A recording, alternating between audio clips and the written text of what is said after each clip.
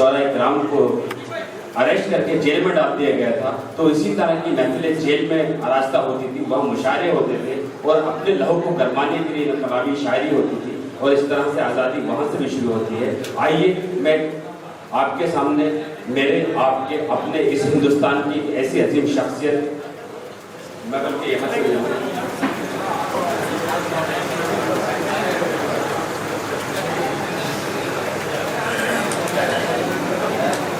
आपकी मोहब्बतों का, आपकी इनायतों का शुक्रिया। रईस शेख साहब, मौलाना मजरी साहब, अब्दुल कादिर चौधरी साहब, सईद हमीद साहब, फरहान आजमी साहब, मौलाना अतहर साहब, तमाम लोग यहाँ पर जलवा फरोज हैं। आइए दोस्तों, यकीनन ये वादा कर लें कि हम अपनी हिफाजत के लिए, अपनी आबरू के लिए मोहतरम अबू आसिम आजमी साहब के साथ इस तरह खड़े रहे कि वो सिर्फ हमारे हैं, सिर्फ उनका वक्त, उनकी जान, उनका लहू, फिक्र हमारे हैं। आज ये बहुत अदा करता हूँ, उनके साथ उनसे गुजारिश करता हूँ कि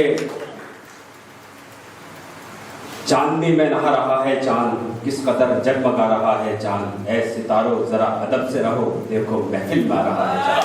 बहुत ज़्यादा गुजारिश करता हूँ मोहतरम अबू आसिम आजमी साहब से आए और हमें खिताब फरमाएं आज के दिन, आज की शान।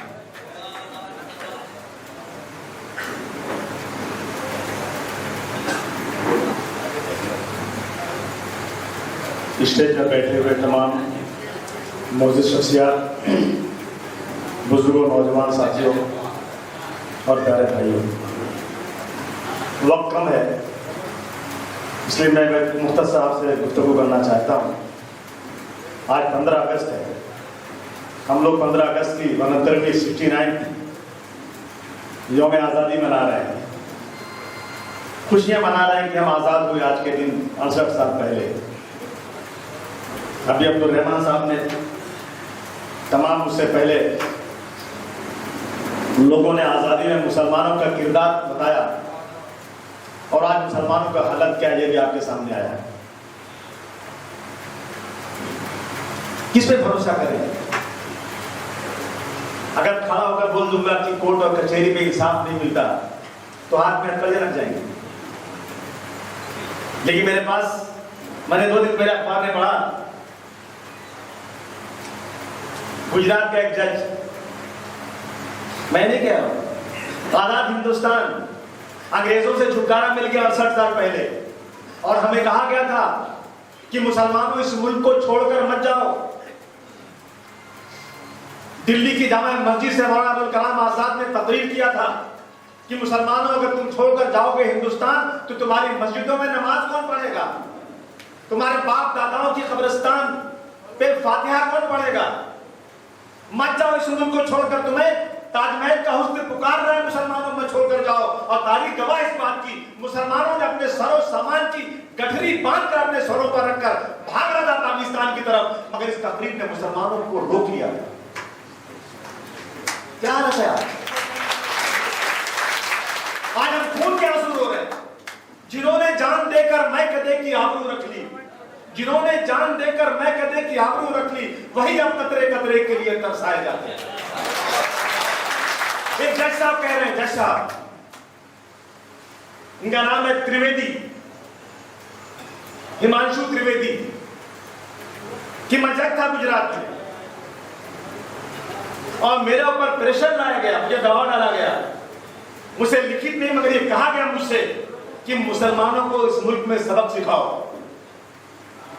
कह रहे मैं अपनी लड़की के साथ 4 माले पे खड़ा था और मैंने अपने आंख से देखा कि मुसलमानों की एक ही लॉन्ड्री हमारे इलाके में थी, उस लॉन्ड्री को तहस नहस कर दिया गया और पुलिस की गाड़ी में से पेट्रोल निकाल करके उसको जला दिया गया। लड़की कहती है कि डैडी आप तो जज है ना, इंसाफ कीजिए।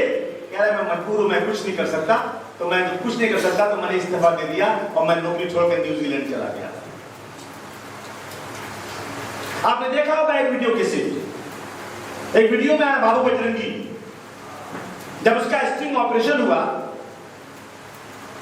तो उसने स्ट्रिंग ऑपरेशन में कहा एक गड्ढा था, मैंने मुसलमानों को ला के काट काट के फेंक दिया उसमें, और मुझे बड़ी खुशी होती है, औरत हो मर्द हो बच्चा हो उसको काट के मारो, मुसलमान जान मिले उसको मारो, जान मिले उसको मारो। और मैंने ऐसे गड्ढे में डाला कि नीचे जा सकते, ऊपर तो आ ही नहीं सकते। उसके बाद हम गए पेट्रोल पंप पे पेट्रोल मांगने, पेट्रोल पंप वाले ने फ्री पेट्रोल दे दिया कि मुसलमानों को जलाओ। ये सब करने के बाद मैंने होम मिनिस्टर को फोन कर दिया कि साहब हमने इतने लोगों को मार दिया, और जाके मैं सो गया। कहा मेरे पे FIR हो, मैं पकड़ा गया। ढोलकिया नाम का जज आया, उसने कहा इस बाबू पिटरंगी को एक बार नहीं 5 बार फांसी होना चाहिए, इसने बहुत बड़ा जुर्म किया है। दूसरा जज आया, उसने भी कहा ये छूटेगा नहीं। तीसरा जज आया, उसने भी कहा नहीं छूटेगा ये, इसको तो फांसी होगी। लेकिन कह रहा है कि मुझे मैसेज आया बाहर से, नरेंद्र भाई का मैसेज आया कि घबरा मत, अच्छा जज आएगा, सेटिंग कर दूंगा, छुड़वा दूंगा। उसके बाद अश्विन मेहता नाम के जज साहब आए। अरे कहा साहब जब जज साहब आए, एक साथ में जेल से सारे लोगों को खाली कर दिया। अब क्या करें बोलिए? हमको कानून पर बहुत भरोसा है, हम तस्लीम करते हैं जजमेंट को, लेकिन जब जज साहब आए तो उन्होंने सारे जेल को खाली कर दिया। वो कह रहा है क्या करें? बैठे हमारे मीरा रोड के अताउर रहमान साहब, ज़ईफ आदमी है, कितनी बार इनकी बात में दोहरा चुका हूं। ये हमारा मुल्क है, हमने इस मुल्क को अपने खून से सींचा है, हमें इस मुल्क में बराबरी का हक है। आज ही के दिन तय हुआ था ये कि अंग्रेज गोरी चमड़ी वाले जाएंगे और इस मुल्क में आसमान की ऊंचाई पर भी कोई बैठा हो या जमीन पर कोई भीख मांगने वाला हो, दोनों को एक तरह से देखा जाएगा। दो बच्चे इनके जेल में बंद, 2 लड़के को पुलिस स्टेशन में पकड़ लिया गया और इनको बुलाया गया, पूरे कपड़े उतार कर नंगा कर दिया गया और लड़के को मार के बोले तू जुर्म कबूल कर। इनकी बहू जो बुरके में रहती उसके बुरके को उठाकर जूते से रोक के फेंक दिया गया। जब मैंने ये सुना, मैंने इनको दिल्ली में बोला, मैं MP था, मैं पार्लियामेंट में इनको लेकर गया, एक साथ में 30-35 MP को मैंने बुलाया और कहा कि इनकी दास्तान इनसे सुनो। इनकी बहू और ये दोनों गए, सारे लोग नाराज हो गए सीधा मनमोहन सिंह की कैबिन में हम लोग बिना परमिशन के घुस गए प्रधानमंत्री के पास, सारा इनका मामला हमने बताया। प्रधानमंत्री ने लिखा लेटर कि महाराष्ट्र के मुख्यमंत्री के पास ये पूरा डेलीगेशन भेजो, इसमें इंसाफ दिलाओ। 8 दिन के बाद फिर आया विलास राव का टेलीफोन और हम लोग सब गए विलास राव के पास, इनको भी लेकर गए, आप आए थे ना। उसके बाद हमने समझा कि इंसाफ मिल जाएगा इंशाअल्लाह, लेकिन हुआ क्या? मैंने पूछा कि भाई अताउर रहमान भाई, अब तो इंशाअल्लाह वो पुलिस वाले जिन्होंने नंगा किया था ना, वो तो बेटा कफरे किरदार तक पहुंचेंगे। कासिम भाई मुझे बुलाया था कुर्ला में, क्या कि तेरी हैसियत कैसे तू चला गया पार्लियामेंट के अंदर, ये हो रहा है इस मुल्क के अंदर। अजीब लोग हैं, जिंदा है वो भी दुनिया में, जो अपने काम से बस अपना काम करते हैं। मुबारकबाद मैं देता हूं लोगों को जो अपने लिए नहीं बल्कि अपने समाज के लिए जीते हैं।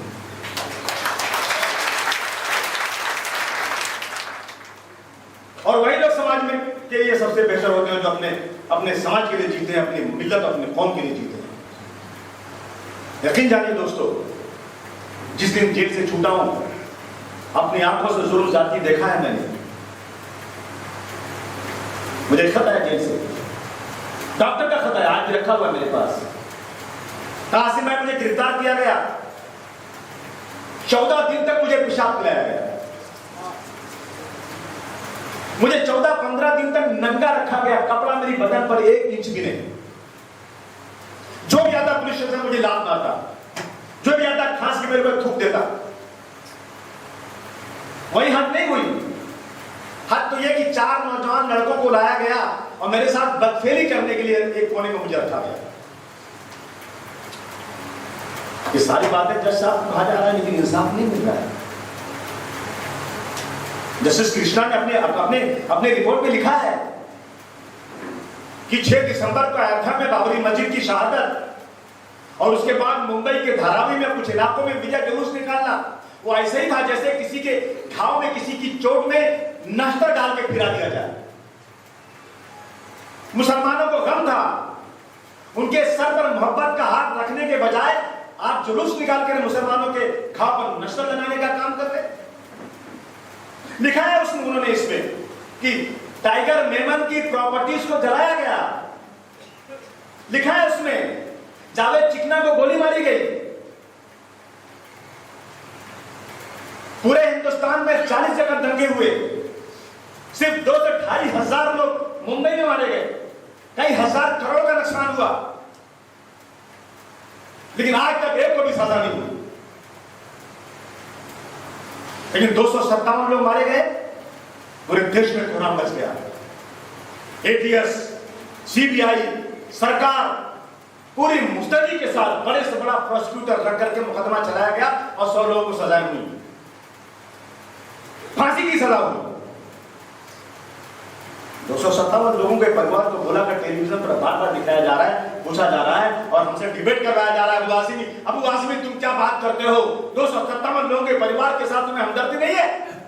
मुझे है हमदर्दी 257 लोगों के साथ, लेकिन क्या 2000 लोगों के साथ हमदर्दी नहीं होना चाहिए? क्या 2000 लोग इस मुल्क के नहीं थे? क्या उनकी जान नहीं है?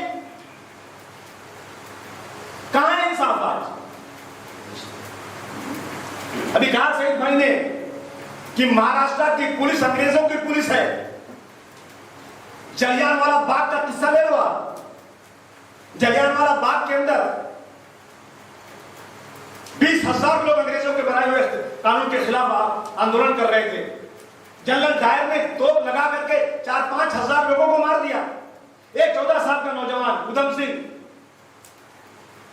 मैं पूछूं अगर आज कि उधम सिंह आप जाकर पुलिस स्टेशन में कंप्लेन क्यों नहीं किए? उधम सिंह किसको कंप्लेन करेंगे? सरकार अंग्रेजों की है। जनरल डायर को लंदन में बुला करके सम्मानित किया जा रहा है। इतना बहादुर सिपाही जिसने अकेले हिंदुस्तान में 2, 3, 4, 5 हजार हिंदुस्तानियों को मार दिया, इसको इनाम से नवाजा जाएगा। उधम सिंह हिंदुस्तान से निकलकर जाते हैं लंदन, पढ़ाई का काम करता है, वेटर का काम करता है, बंदूक खरीदता है और जाकर जनरल डायर के सीने में गोली मार देता है। मैं हिंदुस्तान की पार्लियामेंट में मैंने पूछा, मैंने हिंदुस्तान की पार्लियामेंट में यह बात किया कि जब इंसाफ नहीं मिल रहा था अंग्रेजों के जमाने में, हिंदुस्तानियों को गोली मारी जा रही थी, हिंदुस्तानियों दिल्ली से लेकर लाहौर तक हर दरख्त पर मुसलमानों के लाशों को लटका दिया गया था, तब उधम सिंह को अपने हाथ में एक्शन के खिलाफ एक रिएक्शन था और उन्होंने जनरल डायर को जाकर मारा। अंग्रेजों की नजर में तो जनरल डायर, अंग्रेजों की नजर में जनरल डायर आतंकवादी थे, लेकिन हम हिंदुस्तानियों की नजर में एक बहुत बड़े मुजाहिद आजादी उधम सिंह, सॉरी, अंग्रेजों की नजर में उधम सिंह को कहा गया कि आतंकवादी। अंग्रेजों ने इनकी फांसी दिया, लेकिन आज हम उधम सिंह के जन्म दिवस पर मुजाहिद आजादी के नाम से उसका जन्मदिन मनाते हैं, उसको याद करते हैं। एक्शन का रिएक्शन था। अगर एक्शन पर रोक लग जाएगी तो रिएक्शन होगा क्या? आप मुझे बता दो, इतने लोग खड़े हो, अगर इंसाफ आपको कोई मारे आगे, आपके घर को जला दे तो आप खड़े रहो कैसे? नहीं भैया जलाओ यार, हम कमजोर है, तुम जलाओ जो चाहो करो। आप पुलिस स्टेशन जाओगे, पुलिस से मदद मांगोगे, पुलिस आकर उनको पकड़ेगी, जेल भेजेगी तो आपका दिल ठंडा हो जाएगा। और आप जाओगे पुलिस स्टेशन में, पुलिस आपको मार के भगा दे और कुछ नहीं करे तो खुदा की कसम, ये इंसानी नेचर है कि वो ढूंढेगा ताकत, कहीं से भी ताकत मिल जाए, मैं सामने वाले को जब तक ठीक नहीं करूंगा मैं चैन से बैठूंगा नहीं। इस बात को दुनिया में कोई झुठला नहीं सकता। जब मैं कहता हूं एक्शन का रिएक्शन, तो टेलीविजन पर गाली देते हैं लोग। ठहरेंगे पानी में पत्थर मारो, लहरें टकराएंगी जाकर दीवारों से। एक बिल्ली को शेर दौड़ाए, बिल्ली अपनी जान को बचाते भागेगी, लेकिन एक समय आ जाएगा कि बिल्ली को लगेगा कि अब मेरी जान जाने वाली है, पलट कर एक बार तो पंजा मारेगी शेर पर, उसके बाद मरेगी।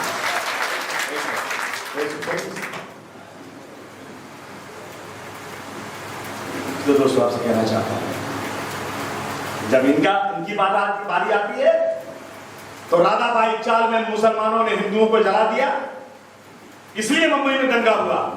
पर एक्शन के रिएक्शन को सही मान लिया जाता है। जब इनकी बारी आती है 93 के जनवरी के फसाद में कामगार मथाली कामगार वर्करों को मुसलमानों ने मार दिया, तो रिएक्शन का एक्शन हो गया। जब इनकी बारी आती है गुजरात में, तो गोधरा ट्रेन को जला दिया मुसलमानों ने, तो उसके एक्शन के रिएक्शन में गुजरात जल जाने दो। लेकिन बाबरी मस्जिद शहीद हो गई, 2-2.5 हजार मार दिए गए, उसके रिएक्शन में अगर कुछ होगा तो बहुत ही गलत माना जाएगा। मौत तो एक दिन आनी है, अल्लाह ने लिखा है मौत आनी है, लेकिन मौत कुछ करके आना चाहिए, ऐसे नहीं आना चाहिए। हम इस मुल्क के रहने वाले हैं, हम इस मुल्क के कानून को मानते हैं। इस मुल्क का कानून कहता है कि समाज में हिंदू, मुस्लिम, सिख, ईसाई सब बराबर हैं, अमीर गरीब सब बराबर है। ये लड़ाई हम लड़ेंगे लड़ाई, चाहे जान की जरिया तो क्या होगा। याद रखना दोस्तों, मैं एक दिन ट्रेन में सफर कर रहा था, एक शख्स आया मेरी ट्रेन के अंदर, बड़ी मूंछ रखा हुआ था, वो अकोला का रहने वाला मराठी था। उसने मुझे कहा कि अबू भाई, मैं आपको पढ़ता हूँ, अखबारों में देखता हूँ, अगर आप कहिए तो मैं आपके कंपार्टमेंट में बैठूँ, आपसे थोड़ा बात करूँ। मैं फर्स्ट क्लास से बैठा था, मैंने कहा बैठिए साहब आइए। कहा मैं एक किताब देता हूँ आपको, वो किताब आपके पढ़ने के पहले मैं थोड़ी बातें सुनाता हूँ आपको। मैंने कहा सुनाइए। क्या है मनुष्य, तू चलता चल, जो तेरे साथ आ जाए ना, क्या वो शायद तेरे रास्ते में रोड़े अटकाने वाले बन जाए। जब तू आगे चले तो ये तेरे रास्ते में कांटे बिखेर करके तेरे पैरों में फूल लहू लुहान कर देंगे और तुझे आगे बढ़ने नहीं देंगे। मगर ये मनुष्य, तू हिम्मत मत हारना, लहू लुहान पैर हो जाए, तेरे दामन कांटे तेरे दामन को रोकें, और ऐसा भी वक्त आ जाए कि अंधेरा, घनघोर अंधेरा हो, मूसलाधार बारिश होती हो, तू अपने बदन के बाल को भी देख न सक, चारों तरफ अंधेरा हो और तेरे पैर कीचड़ में घुस जाते हो, लेकिन हे मनुष्य तू रुकना मत, चलते जाना। जरूरत पड़े तो तेरी पसलियों को निकाल कर रोशनी करना और चलते जाना। एक दिन विजय जरूर होगी, एक दिन विजय जरूर होगी, हिम्मत मत हारना। मैंने कहा मुझे क्यों सुना रहे हो मेरी बात? क्या कि तुमको लोग धोखा देते हैं, मैं देख रहा हूं, मैं तुमसे कह रहा हूं तुम हिम्मत मत हारना, आगे बढ़ना, एक दिन तुम्हारी विजय जरूर होगी। क्या बात, जुल्म और नाइंसाफी से लड़ने का नाम है दुआ से।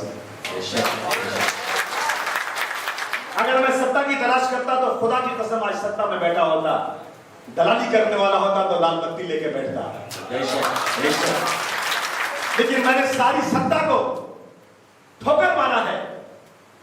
मैं नंगे पैर रहूंगा, भूखा रहूंगा, लेकिन मैं जुल्म और जाति के खिलाफ आवाज लगाता रहूंगा। आज 15 अगस्त है, मेरा दिल अंदर से गमगीन है आज कि आज मेरे पुरखों की कुर्बानी पर 15 अगस्त मनाया जा रहा है, लेकिन मेरे पुरखों का नाम कहीं नहीं लिया जा रहा है। जब जाता हूं सरकारी दफातर में, आज सुबह गया मैं झंडा फहराने के लिए, एक सरकारी दफ्तर में बैठा, मैंने फोटो गिनना शुरू किया, एक भी मुसलमानों का फोटो नहीं। 50% मेरा योगदान है जी, लेकिन मेरी एक फोटो नहीं। मुझे आतंकवादी कहा जाता है। याद रखिए इस बात को, इंसाफ खत्म हो गया इस मुल्क के अंदर। अब जब वजीर आजम जैसा आदमी बैठ करके कोर्ट को मुतासिर करेगा, उस पर दबाव डालेगा, तो इंसाफ कैसे मिलेगा? अभी शेर पढ़ा था आपने, मैं इसको दोहराता हूं, इंसाफ जालिमों की हिमायत में जाएगा, ये हाल है तो कौन अदालत में जाएगा?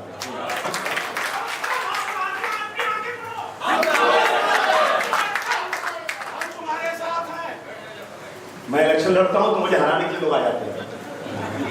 हाँ, तो मुझे कोई फर्क नहीं पड़ता, कोई चिंता नहीं, हरा तो मुझे आकर के इसी ताकत के साथ में चिल्लाऊंगा, लेकिन असेंबली में नहीं जा पाऊंगा, बाहर चिल्लाऊंगा जरूर।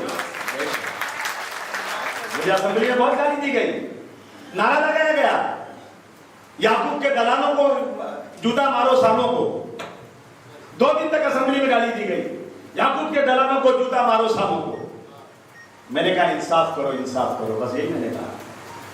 मैं अकेला हूं असेंबली में, 287 एक साथ रहे, लेकिन अब्बासी का बाल की ताकत करने के मुजाहिद अकेला ही काफी होता है। तो दोस्तों कहना चाहता हूं आपसे, कुछ लोग मुसलमानों के नाम पर आ रहे हैं। मैंने कहा भैया मेरे यहाँ क्यों लगा रहे हो यार, तुम तो मुसलमानों का हमदर्द हो, मैं भी तो कोशिश कर रहा हूं भाई। कहा ख्वाजा यूनुस के लिए कोई लड़ा नहीं। आप बताइए ख्वाजा यूनुस के लिए कितना लड़ूं मैं, कितना लड़ूं मैं भाई? कौन से मुद्दे पर नहीं लड़ा बता दो मुझे आप। बोलते असेंबली में बहस होने लगी, मुझे आगे चेयरमैन ने कहा कि मैं आपकी पूरी रिकॉर्डिंग निकालता हूं आपके सियासी कैरियर की। असेंबली में आपने कितनी बातें की है, सारी माइनॉरिटी के लिए किया है, सारी दहशतगर्दों के लिए किया है। मैंने कहा दहशतगर्दों के लिए मैंने कभी नहीं किया है, मैंने मासूमों के लिए किया है। तुम लोग दहशतगर्दों को तारीफ करते हो। मैं तो कहता हूं मेरा सगा भाई भी अगर आतंकवाद में है, खुदा की कसम को फांसी की सजा दे दो, मैं कभी नहीं बोलूंगा, क्योंकि इस्लाम आतंकवाद का सबक नहीं सिखाता। वो मुसलमान हो ही नहीं सकता जो किसी की जान ले ले। कौन सुनता है? मैंने भी श्री कृष्णा कमीशन की रिपोर्ट लागू हो, जब से फांसी हुई है लोगों के घाव ताजा हो गए। वो लोग जिनके परिवार के लोग 1000 लोग मारे गए, उनके घाव ताजा हो गए। सरकार दिल्ली में नरेंद्र मोदी की आई, आते ही इसने कहा कि 1984 में जो सिख भाई मारे गए थे उनके परिवार वालों को 5-5 लाख रुपए एडिशनल में दूंगा। मैं चिल्ला उठा कि 1984 वालों को 5-5 लाख दे रहे हो, 1992 वालों को कितना दोगे बताओ तो सही। कुछ नहीं देंगे। मैंने कहा 2002 में इतने लोगों मारे गए, तुमने कितना दिया, इनको क्या दोगे? कुछ नहीं देंगे। क्यों? ये मुसलमान है, लाचार है, मजबूर है, इनके कोई हमदर्द नहीं। जिसका कोई नहीं उसका तो खुदा है यार। अभी केजरीवाल ने भी शायद अनाउंस किया, किसी ने मुझे बताया केजरीवाल ने भी कहा 5-5 लाख रुपया दूंगा, लेकिन मुसलमानों का कोई पुरसान हाल नहीं। अभी कितनी बातें वकील साहब ने कहा, बताओ एक कुत्ते की शर्मगाह को ला करके एक आदमी से कहा रहा कि इसको तुम ऐसा बोलो ना यार। ये हमारे हालात देश में हो गए आज। क्या हो रहा है देश के अंदर आज? आपसे गुजारिश करना चाहता हूं, इलेक्शन आएगा, वोट दीजिए मत दीजिए बात की बात है, लेकिन अभी इकट्ठा हो जाइए जुल्म के खिलाफ। इकट्ठा हो जाइए, बताइए हुकूमत को कि हम जीती जागती कौम है, हम बिकने वाले लोग नहीं हैं। हमारी तादाद जो भी, हम तुम्हारे सामने शीशा पिलाई दीवार की तरह खड़ा होकर तुमसे सवाल करेंगे। कमिश्नर साहब ने मेरा धरना कैंसिल कर दिया। कमिश्नर साहब, हो सकता है कल मैं भी सत्ता में आ जाऊं, खड़े होकर सलाम करोगे ना? आज यूपी में फोन करता हूं मैं प्रतापगढ़ के एसपी साहब को, खड़े होकर बात करते नहीं करेंगे तो 2 दिन में सस्पेंड करवा दूंगा। प्रतापगढ़ गए हम लोग, 3 लड़के आए, हम लोग मोटरसाइकिल में जा रहे थे, पुलिस वालों ने कहा मुसलमान हमारा बहुत, याद है ना आपको? मैंने कहा अखिलेश जी ये मुसलमान होने के नाते मारा, बोले कौन है? बोले फलाना इंस्पेक्टर। बोले सस्पेंड। अखिलेश जी फलाने जगह पर मुसलमानों के लिए ये इसलिए किया, कौन? इंस्पेक्टर। सस्पेंड। कमिश्नर साहब 1000 साल हम लोगों ने हुकूमत किया है और फिर कर सकते हैं इंशाअल्लाह। फिर आ जाएगा वक्त ना, बहुत पछताओगे। लाल डायरी लिख के रखा हूं 1992 से आज तक। लाल डायरी खुलेगी आज नहीं तो कल इंशाअल्लाह। और गिन गिन कर नहीं हिसाब दिया ना तो अबू आसिम अपने बाप की औलाद है। मेरे जलसे को कैंसिल कर दिया। दूसरे लोगों का, तमाम लोगों का जलसा आजाद मैदान में हुआ, मेरा जलसा नहीं हुआ क्योंकि मेरे पास कोई मंत्री नहीं था, मेरे पास कोई मैं लड़ाई झगड़ा करने वाला आदमी नहीं। लेकिन मुझे 20 तारीख मिली, फिर से 20 तारीख को आजाद मैदान आना है, अपने गम को दूसरे का इजहार करना है। और शांति के साथ आइएगा, जो लोग बहाना ढूंढेंगे। हमें लड़ाई नहीं करना है, लेकिन हमें मारना नहीं किसी को है, लेकिन मार भी नहीं खाएंगे, ना मारेंगे ना मानेंगे। और आएंगे, एक ऐसा माहौल बनाइए कि ये नाइंसाफी नहीं चलेगी। अगर 257 लोगों को मारने वालों को 100 में 100 को सजा हो सकती है, तो उसी हिसाब से बताइए आप मुझे कि 900 और 1000 लोगों को मारने वालों में कितनी को सजा हो सकती है। मैंने कहा था उस दिन उज्ज्वल निकम से, उज्ज्वल निकम एक ऐसे वकील है जो सबको बहुत सजा दिलाते हैं और टेलीविजन पर बड़ी बहस करते हैं। मैंने कहा याकूब मेमन आया था कि लाया गया था, सरेंडर हुआ था या आपने पकड़ा था? कसम खा जाइए, खाली मैं मान जाऊंगा। हिम्मत ही नहीं पड़ी कसम खाने, बोले हमको कैसे मालूम पड़ेगा? मैंने कहा यही कसम खा जाओ तुमको नहीं मालूम कि वो सरेंडर हुआ, यही कसम खा जाओ माँ बाप की, गीता की कसम खा जाओ, मान जाऊंगा। तो 20 तारीख को 2 बजे आजाद मैदान में पूरी ताकत के साथ आना है जुल्म ज्यादती के खिलाफ खड़े होने के लिए। हमारा मुल्क है, हमारे बाप दादाओं का मुल्क है, सभी का खून शामिल है यहाँ की मिट्टी में, किसी के बाप का हिंदुस्तान थोड़ी है। हमारा मुल्क है, हमारे बाप दादाओं ने इस मुल्क को आजाद करवाया है। ये सावरकर की औलादें जो आज बैठी हुई है ना, ये अंग्रेजों की दलाल थी। सावरकर जो आरएसएस के सदर थे, आरएसएस के बानियों में से थे। सावरकर जेल में बंद थे काला पानी में, और तारीख गवाह उन्होंने वहां से खत लिखा था, अंग्रेजों को खत लिखा था कि हमने बहुत बड़ी गलती किया, कि हमने अंग्रेजों की मुखालफत किया, हमको एक बार छुड़वा दो। तलवे चाट करके अंग्रेजों से भीख मांग रहा था, एक बार छुड़वा दो, मैं गांधी जी के आंदोलन को फेल कर दूंगा और अंग्रेजों को आगे बढ़ाने का काम करूंगा। आज हमसे वो वफादारी की सर्टिफिकेट मांगते हैं। असीमानंद ने बयान दिया है, अखबार में पूरा बयान छपा हुआ है कि मोहन भागवत और इंद्रेश कुमार असीमानंद से मिले थे। उसने कहा था कि हम लोग मुसलमानों के खिलाफ बम ब्लास्ट कर रहे हैं, और भागवत इंद्रेश कुमार ने कहा था कि हमें पूरी आपके साथ हमदर्दी है, हम पूरा सपोर्ट करते हैं आपको, आप ये काम कीजिए। लेकिन असीमानंद छूटने वाला है।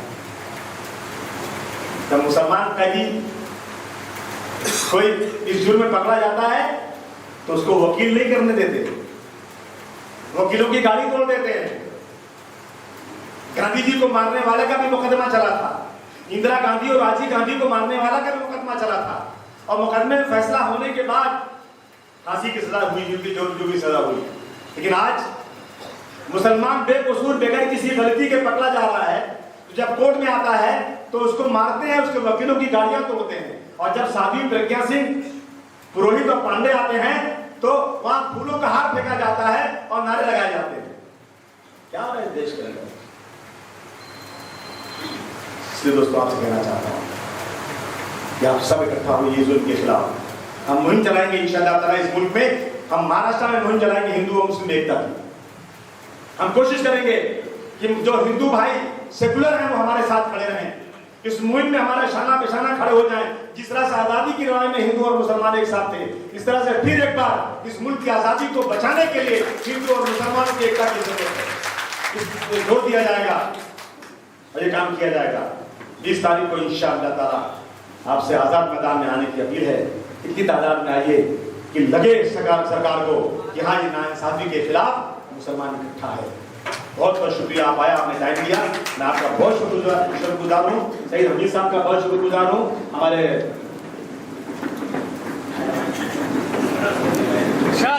बिल्लोरी साहब, इनका बहुत शुक्रगुजार हूँ, इन्होंने बहुत मेहनत के साथ लिया। मैं आपका बहुत बहुत शुक्रिया अदा करता हूँ।